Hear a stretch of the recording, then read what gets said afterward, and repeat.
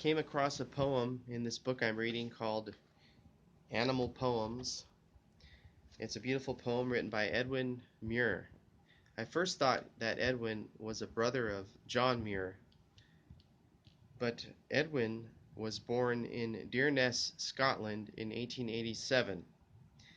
And this is a shorter version of um, two different literary works which he has been given credit for.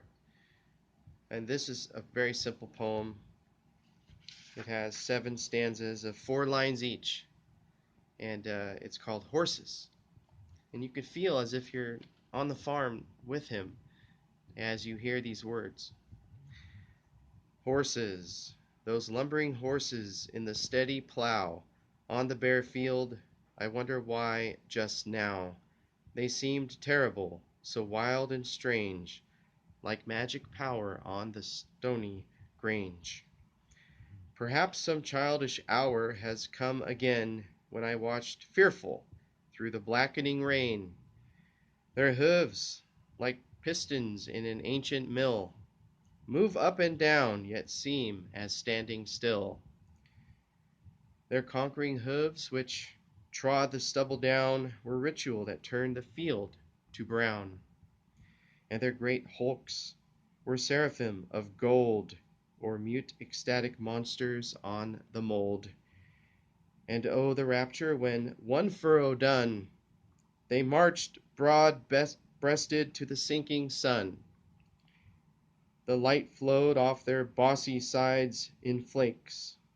The furrows rolled behind like struggling snakes. But when at dusk with steaming nostrils home they came, they seemed gigantic in the gloam, and warm and glowing with mysterious fire that lit their smoldering bodies in the mire. Their eyes as brilliant and as wide as night gleamed with a cruel apocalyptic light. Their manes the leaping ire of the wind, lifted with rage invisible and blind. Ah, now it fades,